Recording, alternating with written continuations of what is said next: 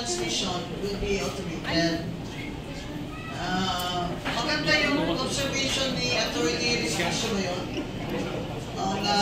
Na-notice niya na yung modem naka-attach na pala, wala pa galing ng counting.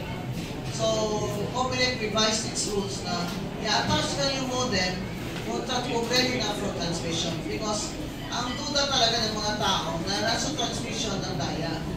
Parang pag-transmission na palit na ba? So, ako, I favor hybrid kasi especially ngayong election na ito, ang dami ng reklamo na iba yung binoto nila, iba lumabas yung sisigo, di ba?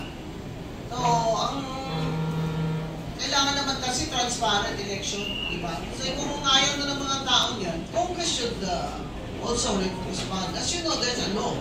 So, to amend that, you also need a law. So, importante yan sa ating mga congressman at senador. Sana ma-initiate yan ni Senator Amy Marcos dahil siya ang Electoral Reform Committee Chair. Marami na talaga ang gusto na hybrid.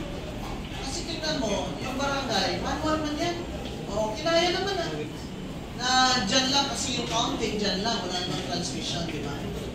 So, ano problema? Willing naman ang mga tao mag-abang sa resulta, sa pagtalian. Willing naman ang mga tao. Ngayon kasi useless yung watcher. At pag watcher ka, ano i-watch mo dyan? Kung nag-retoke, di ba? So, dahil sa hindi siya transparent, maraming do not trust the automated methods. So, ako, sa akin, it's really a good idea na because of that clamor for transparency na i-hybrid. Pwede rin naman na i-unahin muna nila sa ibang probinsya ng